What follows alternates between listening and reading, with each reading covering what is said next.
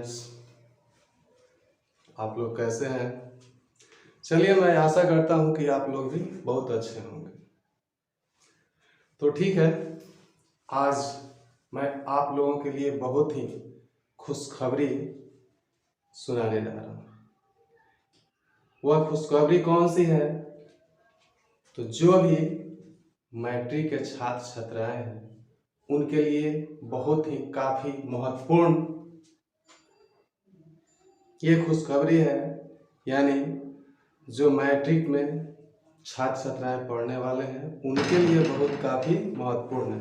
अर्थात मैं एक क्लास 10th के ट्यूशन के पहला चैप्टर मंगलम पाठ के बारे में मैं बताने जा रहा हूँ।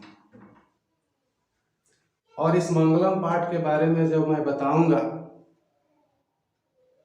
वो मैं दावा करता हूँ कि जो भी परीक्षा में इस पाठ से संबंधित प्रश्न पूछे जाते हैं उस प्रश्न का उत्तर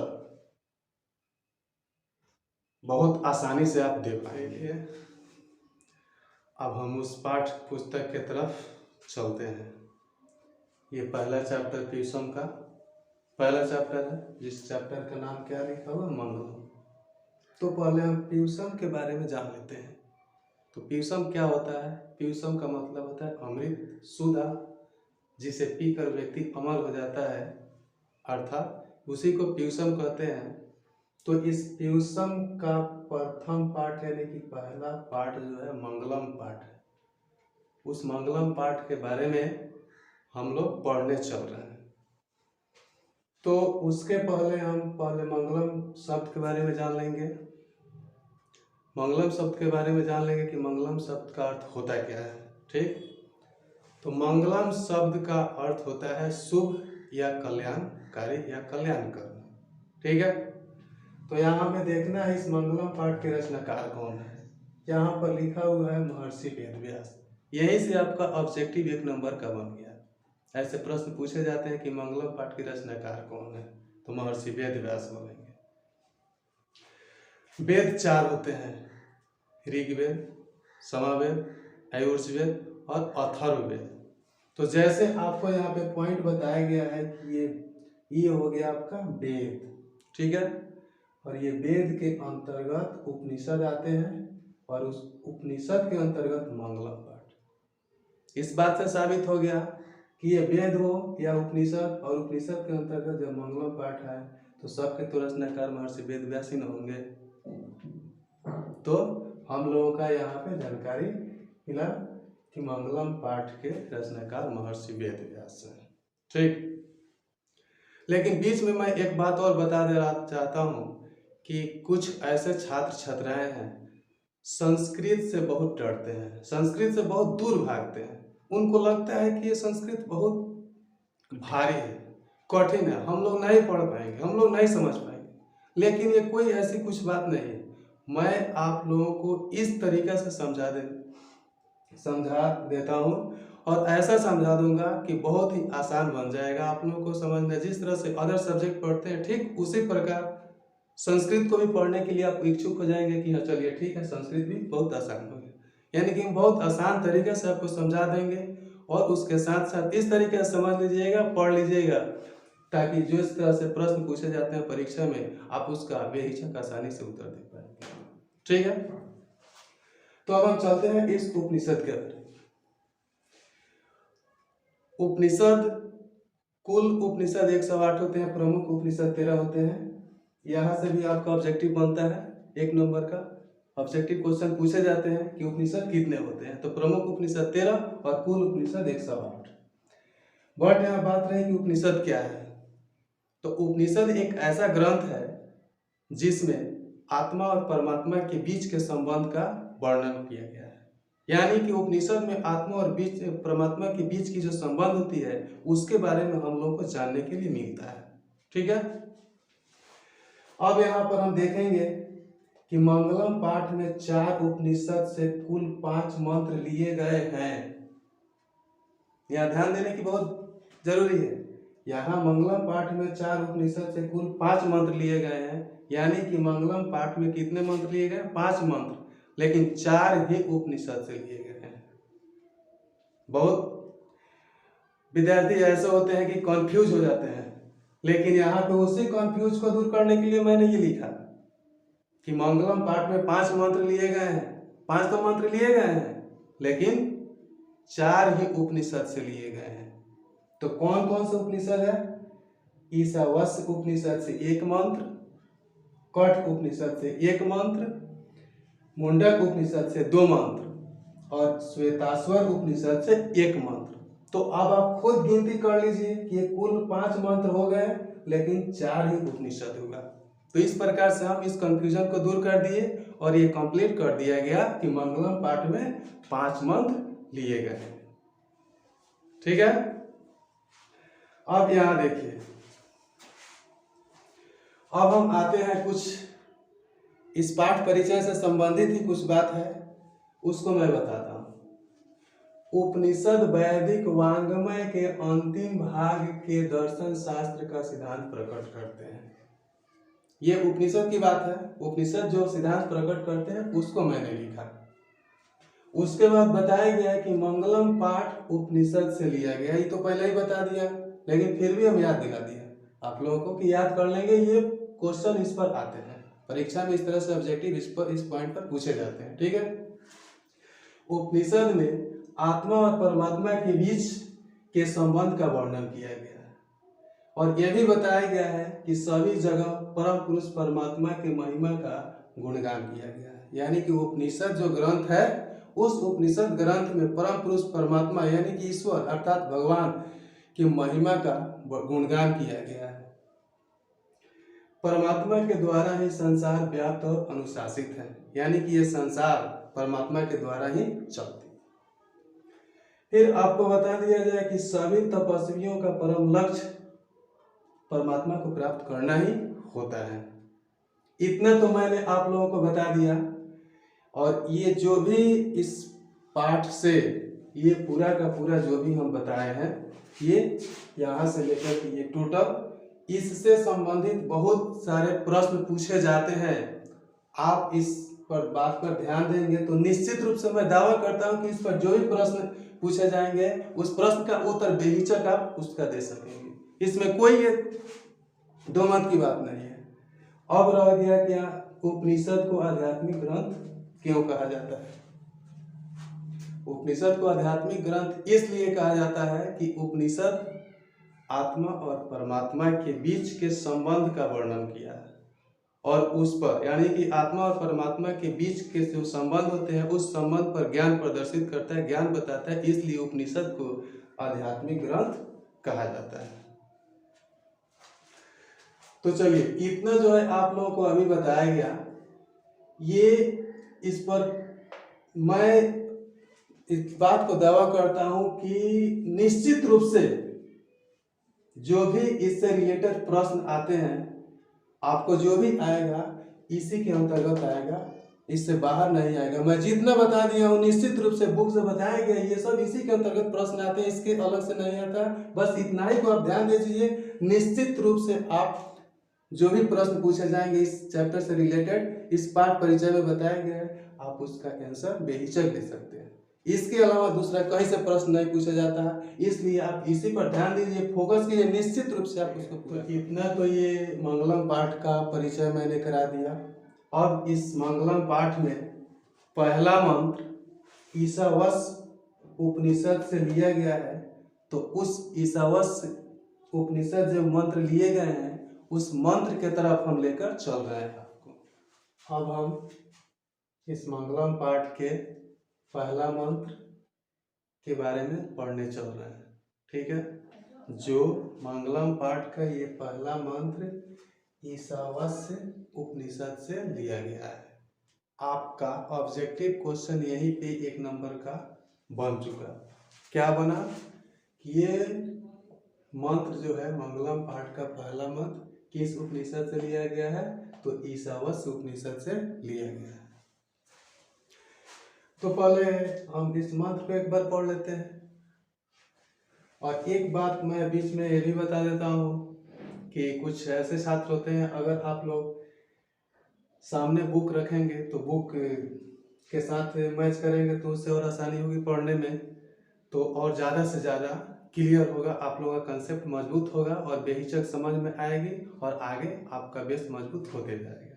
ठीक है, तो यहाँ पे लिखा हुआ है हिरण्मयेन पात्रेण सतस्य पिहितम मुखम। लिखा हुआ है कि हिरण्मयेन पात्रेण सतस्य अपिहितम मुखम तत्व पूषण पावेणु सत्य धर्माय दृष्टे। तो यहाँ पे होता क्या है, हिरण्मयेन लिखा हुआ है, कौन विभक्ति? तृतीय विभक्ति। हिरण्मयेन यानी कि सोने सा, सोने जैसा, जो कि से के अर्थ में आता है इसमें। पात्रेण, पात्र से, इसमें भी तृतीय विभक्ति है। तो हिरण्मयेन पात्रेण यानी कि सोने के पात्र से, सतस्य, यहाँ पे सतस्य यानी कि षष्ठी विभक्ति, अस्य लगा हुआ है, का के अर्थ में संबंध का, तो सत्य का, अपिहितम ढका हुआ है, किसका? मुख, यानी कि सत्य का मुख ढका हुआ है, किससे? तो सोने के पात्र से। तो हम क्या पढ़ेंगे? हिरण्मयेन पात्रेण सतस्य अपिहितम मुखम, यानी कि सत्य का मुख सोने जैसा पात्र से ढका हुआ है। तो हम पुष्टन पावेणु सत्य धर्माय दृष्टे। तो अब यहाँ पे अर्थ लिया गया, तो हम लिखा हुआ है, तुम बोलेंगे यहाँ हे, और यहाँ पूषण का मतलब होता है सूर्य। तो सूर्य को ही इस संसार में ईश्वर के समक्ष माना गया है, जो इस संसार को उज्ज्वलित यानी कि ज्योतिर्मय बनाए हुए हैं। और इस श्लोक के माध्यम से आपको सत्य के बारे में बताया गया है कि सत्य क्या है, अर्थात सत्य ही ईश्वर है और ईश्वर ही सत्य है। इसके बारे में किस प्रकार आगे आप लोग जानेंगे खुद इस श्लोक के माध्यम से, या ये मंत्र भी बोलेंगे, इसको मंत्र के माध्यम से आपको बताया जाएगा। तो यहाँ हुआ कि पुष्ण का मतलब सूर्य और पावेणु का मतलब हटा दो। अब है सत्य धर्माय, तो यहाँ पे आय लगा हुआ है, चतुर्थी विभक्ति, जो कि संप्रदान कारक का के लिए आता है। तो सत्य धर्म के लिए अदृष्टय, यानी कि हम देख सके। तो इसका हिंदी आप देखिए, लिखा हुआ है हे सूर्य, सत्य का मुख सोने के पात्र से ढका हुआ है।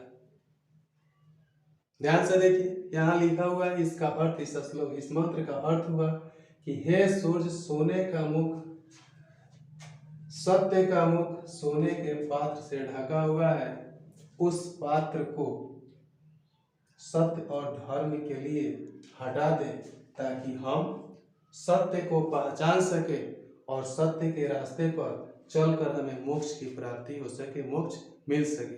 क्योंकि ये बात तय है कि इस संसार में सत्य के अलावा और कुछ नहीं है, सत्य ही ईश्वर है और बाकी सब झूठ है।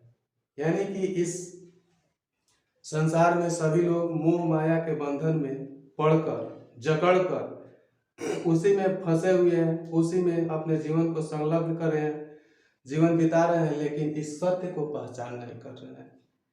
क्योंकि इस सत्य जो है उसी मोह माया के बंधन में फंसा हुआ है, और सत्य के तरफ हम नहीं जा करके अपने मोह माया की तरफ हम लोग फंसे हुए हैं और उसी में चल रहे हैं, अपने जीवन को व्यर्थ कर रहे हैं। इसलिए उस आवरण को हटा दे जो सोने के पात्र से सत्य का मुख ढका हुआ है।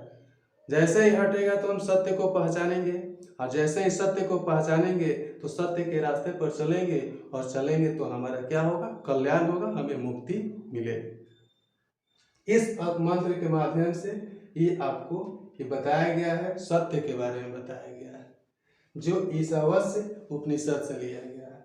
ठीक है, अब चलिए यहाँ इस मंत्र के माध्यम से ये प्रश्न पूछे जाते हैं, प्रश्न परीक्षा में, सत्य का मुख किससे ढका हुआ है? क्या हुआ? सत्य का मुख किससे ढका हुआ है?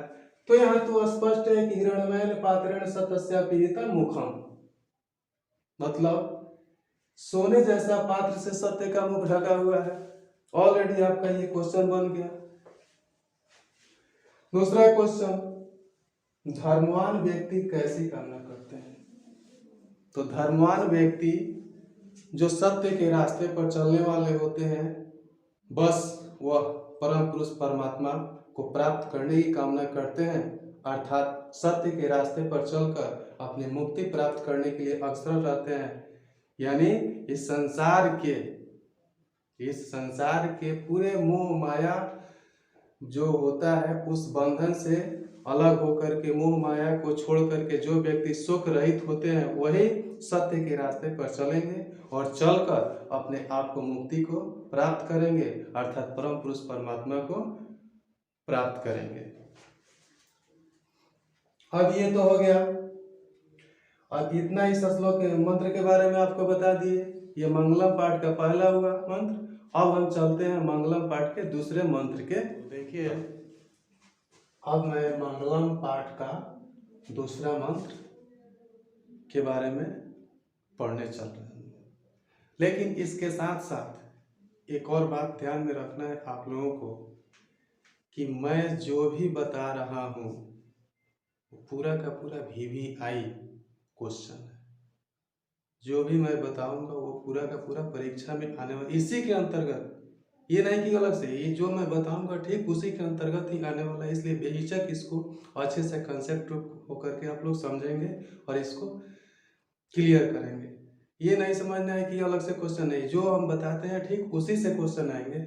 और जो भी बताया कि इसके पहले वाले मंत्र में भी मैं क्वेश्चन बताया हूँ, वो भी क्वेश्चन काफी महत्वपूर्ण है, वही सब क्वेश्चन आते हैं। और इसके साथ साथ मंत्र का जो अर्थ बताया गया है उस रिलेटेड से जो भी बात आप याद रख रहे हैं सुनेंगे, उससे भी ऑब्जेक्टिव क्वेश्चन बनते हैं। वो सारा का सारा इंपॉर्टेंट ही है, VVI क्वेश्चन है। तब हम चलते हैं इस दूसरा मंत्र के तरफ, ठीक है। सबसे पहले इस बात पर हम विचार करेंगे कि ये जो मंत्र है, ये मंत्र किस उपनिषद से लिया गया है। तो ये मंत्र मंगलम पाठ का दूसरा मंत्र कठ उपनिषद से लिया गया है, ठीक। कठ उपनिषद से आपका यहाँ पर भी एक ऑब्जेक्टिव बन गया। ये आते हैं, इस तरह से प्रश्न पूछे जाते हैं। आपको यहीं से पूछा जाएगा कि अनोरणीयान महतो महीयान ये मंत्र जो है किस उपनिषद से लिया गया है, तो हम क्या जवाब देंगे, उसका आंसर क्या होगा। तो ये मंत्र जो है कठ उपनिषद से लिया गया है, ठीक। अब श्लोक की तरफ हम चलेंगे। देखिए, यहाँ लिखा हुआ है अनोरणीयान महतो महीयान आत्मस्य जन्ते निहितो गुफायां तम क्रतुः पश्यति विद शोको धातु प्रसादम मान महिमात्मनः। फिर से एक बार और श्लोक को देख लीजिए ताकि पढ़ने में दिक्कत न हो। अनोरणीयान महतो महीयान आत्मस्य जन्ते निहितो गुफायां तम क्रतुः पश्यति विद शोको धातु प्रसारण महिमा मात्मनः। तो अब इसका अर्थ देखेंगे। ये अनोरणीयान जो आया है ये अणु शब्द से बना है, जो कि अणु शब्द ये रासायनिक यानी कि केमिस्ट्री भाषा के शब्द है, जिसका अर्थ होता है सूक्ष्म। वैसा सूक्ष्म जिसको हम लोग अपनी इस आंखों से नहीं देख पाते हैं। तो यहाँ बताया गया अनोरणीयान यानी कि सूक्ष्म से भी सूक्ष्म। इसका मतलब क्या हुआ, यानी कि आप सीधे सी बात जानिए कि इस मंत्र के माध्यम से, मंत्र के द्वारा आत्मा के बारे में बताया जा रहा है। अर्थात महर्षि वेद व्यास जो है इस मंगलम चैप्टर में दूसरा मंत्र के द्वारा आत्मा के बारे में बताते हुए कहते हैं कि अनोरणीयान महतो महीयान आत्मस्य, इसमें षष्ठी विभक्ति लगा हुआ है जो का के अर्थ में संबंध कारक का बोध कराता है। यानी कि सूक्ष्म से भी सूक्ष्म, महान से भी महान, आत्मस्य यानी कि आत्मा, जंतो निहितो गुफाया यानी कि जंतो यानी कि प्राणी कहते हैं, और निहित का मतलब होता है निवास करना, स्थित रहना। गुफायाम यानी कि हृदय रूपी गुफा, प्राणी के हृदय रूपी गुफा में। तो इसका अर्थ हम क्या बोलेंगे कि आत्मा जो है सूक्ष्म से भी सूक्ष्म है और महान से भी महान है, जो प्राणी के हृदय रूपी गुफा में निवास करता है। ठीक, अब आगे देखिए, तम क्रतु पश्यति विद शोको। तम क्रतु का मतलब होता है अज्ञानी लोग, कम बुद्धि वाले लोग। पश्यति यानी कि देखना, विद शोको यानी कि शोक रहित। धातु, यहाँ धातु शब्द आया है परमात्मा के लिए, यानी कि ईश्वर को कहते हैं। और प्रसाद का मतलब होता है कृपा। उसके बाद महिमा मात्मण यानी कि महिमा को देखना।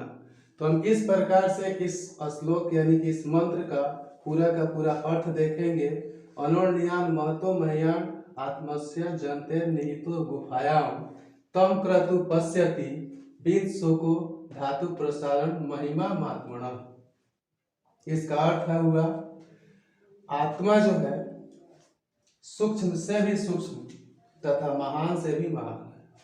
आत्मा कैसी है?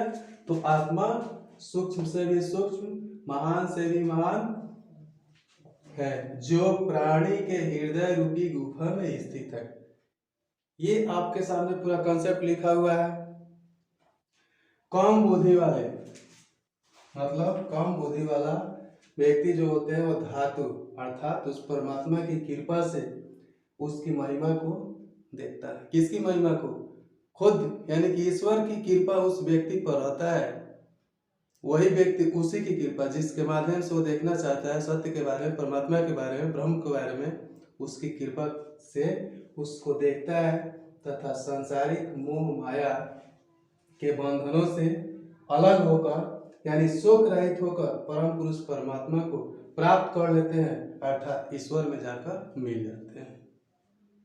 ठीक है। अब देखिए, इस श्लोक का आप लोग अगर शॉर्ट स्क्रीन करना चाहेंगे तो ले सकते हैं, क्योंकि ये बेहिचक, इसमें कहीं से कोई कट नहीं है। जो भी है पूरा का पूरा कंसेप्ट क्लियर है और इसको कंप्लीट रखेंगे। मैं दावा के साथ कहता हूँ कि जो भी एग्जाम्स में इस चैप्टर से रिलेटेड प्रश्न पूछे जाएंगे आप उसका उत्तर आसानी से दे सकते हैं।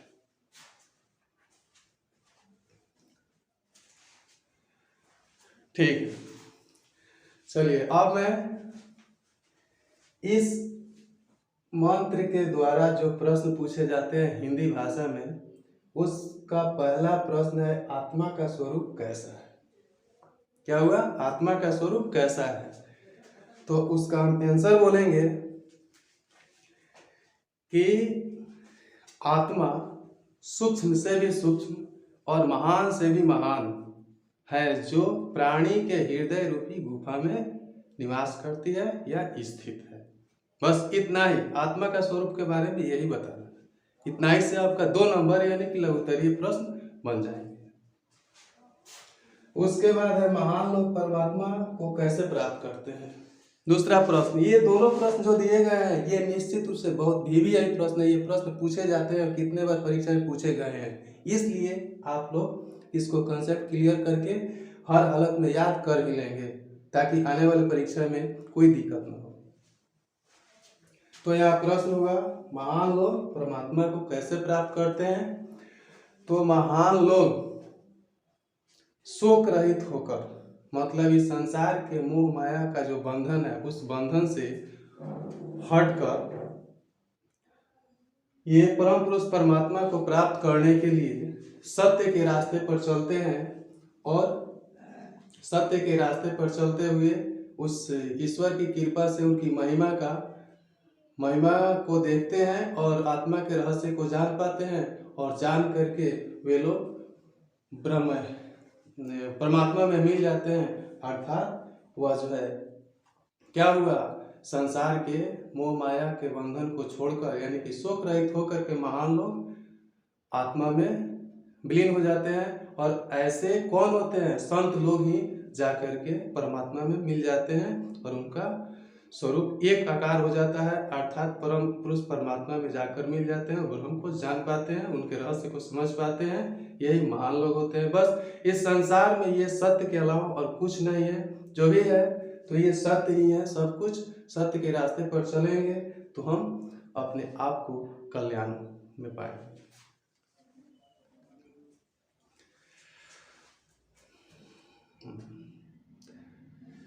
अब देखिए, ये तो मंगलम पाठ का दूसरा मंत्र हुआ, इसका क्लियर हो गया। अब हम चलेंगे तीसरे मंत्र की तरफ चलते हैं। अब उसमें देखेंगे कि उस मंत्र जो है, उस मंत्र में क्या मिल रहा है पढ़ने के लिए, जानने के लिए, सीखने के लिए, और उस पर हमें प्रश्न बनाना है।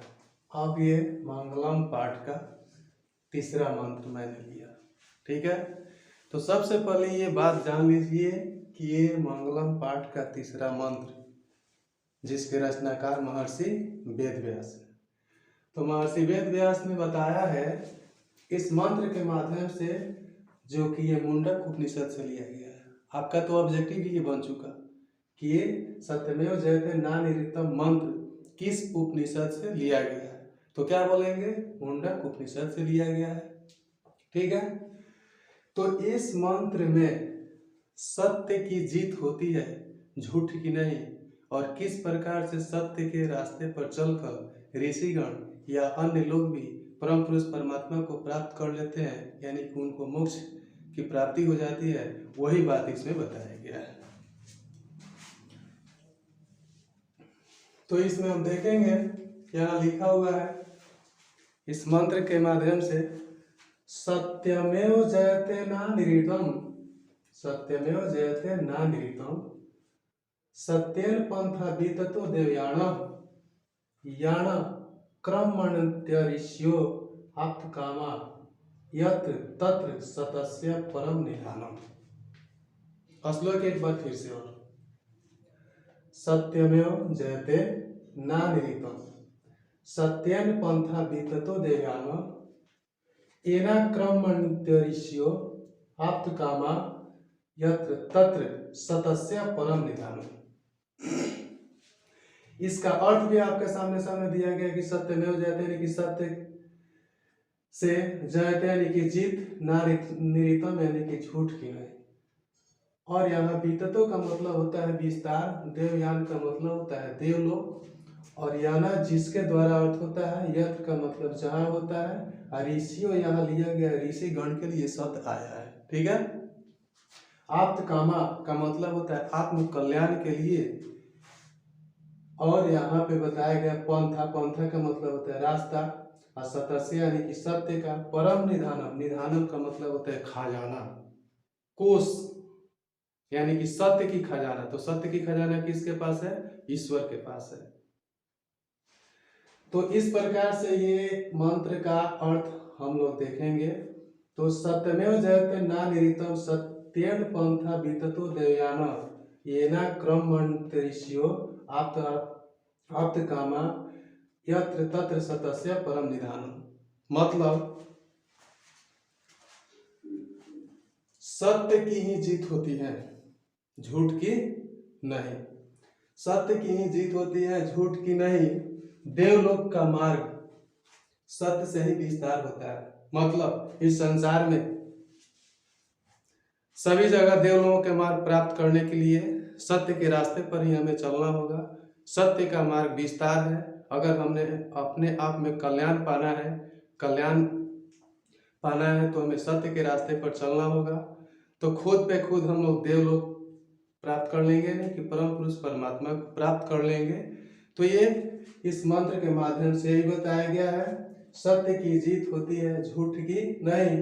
देवलोक का मार्ग सत्य से ही विस्तार होता है, जिसके द्वारा आत्म कल्याण के लिए ऋषिगण उस परमात्मा को प्राप्त करने के लिए सत्य के नजदीक पहुंचते हैं, जहां सत्य का खजाना है।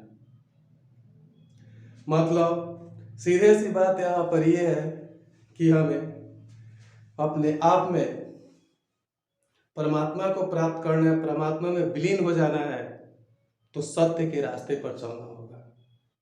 सत्य के रास्ते पर जैसे ही चलेंगे तो हमें देवलोक की प्राप्ति होगी, परम पुरुष परमात्मा की प्राप्ति होगी और हमारा कल्याण होगा।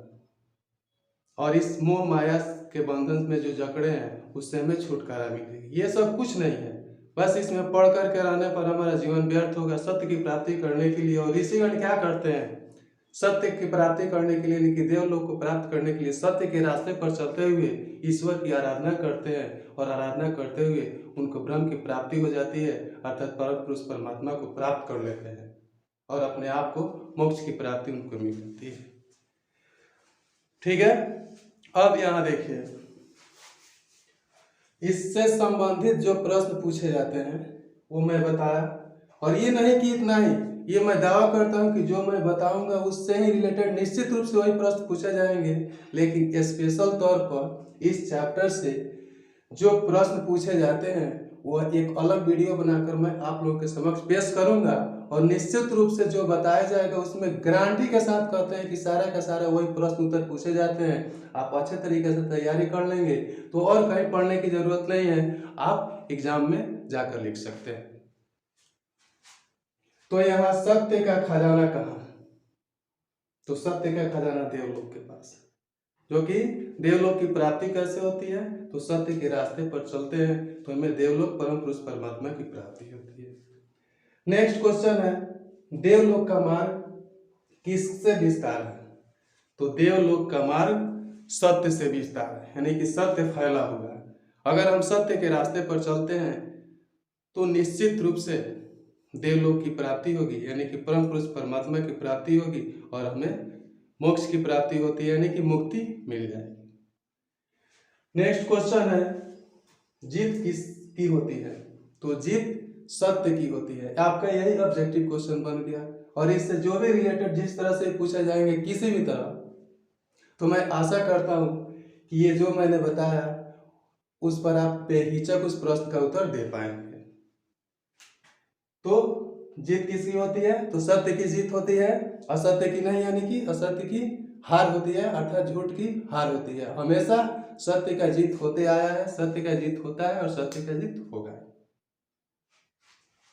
नेक्स्ट क्वेश्चन, ऋषिगण आत्म कल्याण के लिए क्या करते हैं? तो ऋषिगण आत्म कल्याण के लिए सत्य के रास्ते पर चलकर देवलोक को प्राप्त करते हैं। ठीक है, ये मैंने मंगलम पाठ के तीसरा मंत्र में इतना बताया। अब हम चलते हैं इस मंगलम पाठ के चौथे मंत्र के तरफ कि उसमें क्या है, किसके बारे में बताया गया है, हम लोग पढ़ेंगे, जानेंगे और उसके प्रश्न पर विचार करेंगे। ठीक है, तो देखिए, अब यहाँ मंगलम पाठ का चौथा मंत्र लिखा गया। सबसे पहले इस बात को हम लोग विचार करेंगे कि ये जो मंत्र है, इस मंत्र में महर्षि वेद व्यास ने ये बताया है कि किस प्रकार प्राणी जो है परमात्मा में विलीन हो जाता है, उसके रहस्य को बताते हुए बहुत ही एक हम लोगों के लिए, प्राणी के लिए बहुत ही महत्वपूर्ण ये तकनीक तरीका बताया गया है कि किस प्रकार से ये प्राणी जो है परमात्मा में विलीन हो जाता है, उसी के बारे में बताया है, जो कि यह मंत्र मुंडक उपनिषद से लिया गया है। यह मंत्र कहाँ से लिया गया है? तो मुंडक उपनिषद से लिया गया है। यहाँ लिखा हुआ भी है, आप लोग देख सकते हैं। इस श्लोक को हम पढ़ करके पहले बताएंगे, ताकि कुछ ऐसे छात्र होते हैं उनको पढ़ने में भी कठिनाई होती है, तो सुन लेंगे तो समझ में आ जाएगा कि ये शब्द को किस प्रकार से पढ़ना है और उसके अर्थ को कैसे समझना है। ठीक है, लिखा हुआ है यथा नद्या, ध्यान देंगे, यथा का मतलब होता है जिस प्रकार, नद्या बहुवचन शब्द आया है, अर्थात यथा नद्या स्यंदमाना समुद्रे अस्तम अस्तम गच्छन्ति नाम रूपे विहार तथा विद्वान नाम रूप पाद विमुक्त परात् परम पुरुष मुपैति दिव्यम। इस मंत्र को एक बार और देखेंगे, यथा नद्या स्यंदमाना समुद्रे अस्तम गच्छन्ति नाम रूपे विहाय तथा विद्वान नाम रूप पाद विमुक्त परात् परम पुरुष मुपैति दिव्यम। तो देखते हैं यहाँ कि यथा का मतलब होता है जिस प्रकार, नद्या का मतलब होता है नदियां। यह अस्यंत माना का मतलब होता है प्रवाहित। समुद्र का समुद्र यानी कि समुद्र। गच्छन्ति नाम रूपे, यहाँ विहाय का मतलब होता है छोड़कर। और तथा शब्द आया है, तो तथा शब्द आया है तो जिस तथा और यथा तथा एक दूसरे से पूरक होते हैं। तथा यथा का मतलब जिस प्रकार, और यथा का मतलब जिस प्रकार, तथा का मतलब उसी प्रकार। विद्वान यानी कि ज्ञानी, ज्ञानी पुरुष को विद्वान कहा जाता है। अर्थात इस संसार में सीधे सी बात जानिए कि जो व्यक्ति अज्ञानी है उसको अंधकार स्वरूप माना गया है, और जो ज्ञानी है उसको प्रकाश स्वरूप माना गया है। यहाँ पे बताया विमुक्त का मतलब होता है छोड़कर। पुरुषम उपैति यानी कि पुरुष अर्थात परमात्मा, उस परमात्मा शब्द के लिए, परमात्मा के लिए, ब्रह्म के लिए, ईश्वर के लिए ये शब्द आया है। दिव्यम प्रकाशमयम यानी कि दिव्यम का मतलब होता है प्रकाशमय, यानी कि अर्थात ये सब धरती, ये पृथ्वी, ये संसार जिससे उज्ज्वलित है, प्रकाशित है, यानी कि सूर्य को ही हम ईश्वर मानकर चलते हैं। वह प्रकाशमय है, इस धरती को प्रकाशित किए हुए हैं। तो सत्य उन्हीं को माना जाता है, ईश्वर उन्हीं को माना जाता है, जिसके माध्यम से ये महर्षि वेद व्यास बताए हैं कि यथा नद्या स्यंदमाना समुद्रे अस्तम गच्छन्ति नाम रूपे विहाय तथा विद्वान नाम रूप पाद विमुक्त परात् परम पुरुषमुपैति दिव्यम। तब इसका अर्थ हम देखेंगे। ये तो श्लोक इस प्रकार से पढ़ना है। इसके अर्थ में बताया गया है कि जिस प्रकार नदियां अपनी नाम रूप को छोड़कर समुद्र में मिल जाती हैं, ठीक उसी प्रकार विद्वान पुरुष अपने नाम रूप को छोड़कर दिव्य प्रकाशमय परम पुरुष परमात्मा में मिल जाते हैं। अर्थ इसका एक बार और देखेंगे। जिस प्रकार नदियां अपने नाम रूप को छोड़कर समुद्र में मिल जाती हैं, ठीक उसी प्रकार विद्वान पुरुष अपने नाम रूप को छोड़कर दिव्य प्रकाशमय परम पुरुष परमात्मा में मिल जाते हैं। यानी कि यहाँ पे सीधे सी बात बताया गया है कि परम पुरुष परमात्मा में मिल जाने से, यानी कि अपने आप में प्राणी को किस प्रकार से कल्याण होगा, वह नदी की तुलना करते हुए विद्वान के साथ तुलना कराया गया, ताकि इस प्रकार से प्राणी समझे कि आखिर हमें देवलोक की प्राप्ति कैसे होगी, मुक्ति कैसे मिलेगी। ठीक नदी के साथ तुलना करते हुए यहाँ पे एक बहुत ही अच्छी शिक्षा दी जा रही है, मानव के लिए या प्राणी के कल्याण के लिए।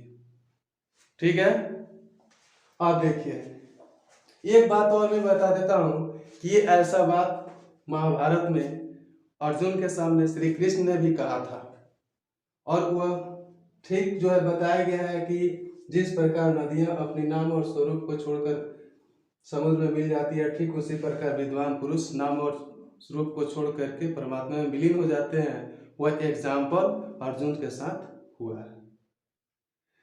तो इतना ये मंत्र का अर्थ हुआ। अब देखेंगे कि इससे रिलेटेड यानी कि इससे संबंधित जो प्रश्न पूछे जाते हैं, तो एक बहुत ही VVI प्रश्न है कि नदी और विद्वान पुरुष में क्या समानता है। और ये ऐसा प्रश्न पूछे जाते हैं, पूछे गए हैं, इसलिए इस प्रश्न पर आप लोगों को अच्छे से ध्यान देना होगा, याद कर लेना होगा। निश्चित रूप से प्रश्न पूछे जाते हैं, तो इसका उत्तर हम लोग कैसे देंगे। नदी और विद्वान पुरुष में क्या समानता है, तो नदी और विद्वान पुरुष में यही समानता है कि जिस प्रकार नदियां अपने नाम और रूप को छोड़ करके समुद्र में मिल जाती हैं, ठीक उसी प्रकार विद्वान पुरुष भी अपने नाम और स्वरूप को छोड़कर परम पुरुष परमात्मा में विलीन हो जाते हैं, अर्थात उनको मुक्ति मिल जाती है। अब देखिए यहाँ नेक्स्ट क्वेश्चन, विद्वान पुरुष परमात्मा को किस प्रकार प्राप्त करते हैं। तो विद्वान पुरुष परमात्मा को अपने नाम और स्वरूप को छोड़कर सत्य के रास्ते पर अग्रसर होते हुए परम पुरुष परमात्मा को प्राप्त कर जाते हैं। ठीक है, बस ये मंत्र में इतना ही आपको एक्सेप्ट करना है। इसको कंसेप्ट करके किसी कहीं से भी कट नहीं है, बस निश्चित रूप से इसी के अंतर्गत क्वेश्चन बनते हैं, प्रश्न बनते हैं, जो भी पूछे जाएंगे इस मंत्र से रिलेटेड जो बताया गया है उसी से मंत्र आपसे पूछा जाएगा, वही प्रश्न पूछा जाता है जो इस मंत्र के माध्यम से जो मैंने बताया अर्थ, इससे अलग से कुछ नहीं होगा। अब ये हो गया। अब चलते हैं हम इस मंगलम पाठ के 5वें मंत्र यानी कि अंतिम जो इस पाठ का मंत्र है उस मंत्र की तरफ चलते हैं। अब उसमें क्या मिलेगा पढ़ने के लिए उसको समझ देखिए। अब जो है हम लोग मंगलम पाठ के अंतिम यानी कि 5वां मंत्र पर आए हैं। अब इस मंत्र को हम लोग पहले पढ़ेंगे, पढ़ करके देखना है कि ये इसका लय किस तरह से है पढ़ने में, ताकि आप लोगों को पढ़ने भी आ सके। और इसके बारे में एक एक करके मैं शब्द का अर्थ बताऊंगा और इसके अर्थ बताऊंगा और इससे जो संबंधित प्रश्न होंगे उस प्रश्न के बारे में विचार किया जाएगा। ठीक है, तो देखिए लिखा हुआ है कि वेदाहमेतम पुरुषम महांतम आदित्य वर्णातम स प्रासाद। वेदाहमेतम पुरुषम महांतम आदित्य वर्ण तमस प्रस्तात तमेव विदित्वति मृत्युमेति न्याय पंथा विद्यत अन्याय। ठीक है, श्लोक की एक बार और फिर देखिए। वेदाहमेतम पुरुषम महांतम आदित्य वर्णातम स प्रस्तात तमेव विद्वत्ति मृत्युमेति न्याय पंथा विद्यत अन्याय। ठीक है, इसके अर्थ के तरफ चलते हैं। तो सबसे पहले शब्द के अर्थ में देखेंगे। वेदाहमेतम का मतलब होता है वेद स्वरूप। पुरुष शब्द परम पुरुष परमात्मा के लिए आया है और महानतम का मतलब महान, उन्हीं को जानने के अर्थ में आया है जिसका अर्थ महान होता है। और आदित्य वर्ण का मतलब सूर्य के समान, यानी कि इसमें सूर्य इसलिए लाया गया है कि संसार जो है सूर्य से ही प्रकाशित है, तो सूर्य को ही सत्य और ईश्वर के समक्ष मानते हुए इसमें बताया गया है। तो मैं सबसे पहले बता दूं कि ये मंगलम का अंतिम मंत्र है जो श्वेताश्वर उपनिषद से लिया गया है। ध्यान दीजिएगा, यहाँ पर भी ऑब्जेक्टिव क्वेश्चन आपका बनता है कि पूछा जाएगा मंगलम पाठ का अंतिम मंत्र किस उपनिषद से लिया गया है, या ऐसे ही पूछा जा सकता है कि वेदाहमेतम पुरुषम महांतम ये मंत्र किस उपनिषद से लिया गया है। तो हम उसका उत्तर देंगे यानी कि आंसर देंगे श्वेताश्वर उपनिषद से लिया गया है। ठीक, तो अब इसका अर्थ हम देखते हैं। तो देखिए इसके अर्थ में बताया गया है कि हम इस अंधकार के आगे, यानी कि अभी मैंने बताया महर्षि वेद व्यास इस उपनिषद में मंत्र के माध्यम से ज्ञानी और अज्ञानी के बारे में बतलाया है। यानी कि अज्ञानी लोग अंधकार के स्वरूप में है और ज्ञानी लोग प्रकाश के स्वरूप में है। वही परम पुरुष परमात्मा के रहस्य को जानते हैं और मृत्यु पर विजय प्राप्त करते हैं। तो यहाँ पर बताया गया है कि हम अंधकार के आगे, यानी कि अंधकार के आगे, हम लोग अंधकार में हैं, लेकिन हम लोगों के सामने सूर्य को ही महान पुरुष जानना है, क्योंकि इस धरती को अलौकिक करना यानी कि प्रकाशमय करना कौन किसका काम है, तो भगवान सूर्य को, उन्हीं को ईश्वर मानना है। वही सत्य है, सत्य ही ईश्वर है और ईश्वर ही सत्य है। सत्य के रास्ते पर ही चल करके हमें मृत्यु की प्राप्ति यानी कि मुक्ति की प्राप्ति मिलेगी, यानी कि मुक्ति मिलेगी। तो बताया गया यहाँ इसका अर्थ कि हम इस अंधकार के आगे सूर्य को महान पुरुष जाने, उसको ऐसा ही जानकर प्राणी मृत्यु को पार कर जाता है तथा परमात्मा को प्राप्त करने के लिए इससे अलग कोई दूसरा रास्ता नहीं है। अर्थात ज्ञानवान व्यक्ति जो होते हैं, ज्ञानवान व्यक्ति या ऋषिगण उस सत्य परम ब्रह्म परमात्मा के रहस्य को जानकर अपना अनुभव प्रकट करते हुए मृत्यु पर विजय पा लेते हैं, अर्थात जीवन रूपी सागर से पार उतर जाते हैं। सीधे सी बात यहाँ पर यह है कि जीवन रूपी सागर से पार उतरने के लिए हमें पूरे के पूरे मोह माया बंधन को छोड़कर उसको त्याग देना होगा और त्याग करके ये सत्य के रास्ते पर चलते हुए परम पुरुष परमात्मा के रहस्य को जानेंगे। आत्मज्ञान की जैसे ही प्राप्ति होगी तभी जो है कोई भी प्राणी अपने आप में मृत्यु को प्राप्त करेगा और उसको कल्याण मिलेगा और परम पुरुष परमात्मा को प्राप्त करेगा। अब देखिए इतना जो है इस मंगलम पाठ के अंतिम मंत्र का अर्थ हुआ। तो हम देखते हैं महान लोग संसार रूपी सागर को कैसे पार करते हैं, ये आपका प्रश्न है। अर्थात कहने का मतलब ये है कि इस मंत्र के माध्यम से जो अर्थ बताया गया उस पर एक ये प्रश्न काफी महत्वपूर्ण, ये VVI प्रश्न है। ये परीक्षा में पूछे जाते हैं हिंदी भाषा में लघुत्तरीय प्रश्न, जो 2 नंबर के लिए होता है। तो यहाँ पर प्रश्न है कि महान लोग संसार रूपी सागर को कैसे पार करते हैं। तो महान लोग संसार रूपी सागर को आत्मज्ञान प्राप्त करके ब्रह्म पुरुष परमात्मा को प्राप्त करके ही इस जीवन रूपी सागर को पार करते हैं। अर्थात इस संसार में जितने भी मोह माया बंधन जो है उसमें जो जकड़े हुए प्राणी उसको छोड़कर सत्य के रास्ते पर अग्रसर होकर विद्वान लोग जो है उस परम पुरुष परमात्मा के रहस्य को जानते हैं और अपने मृत्यु पर विजय पाते हैं, अर्थात उनको मुक्ति मिल जाती है।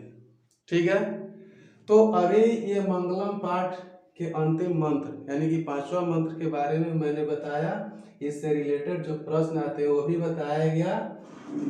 और मैं इसके बाद अगले वीडियो में इस पाठ से जो भी प्रश्न पूछे जाते हैं वो स्पेशल सिर्फ प्रश्न उत्तर के रूप में ही लेकर के आऊँगा।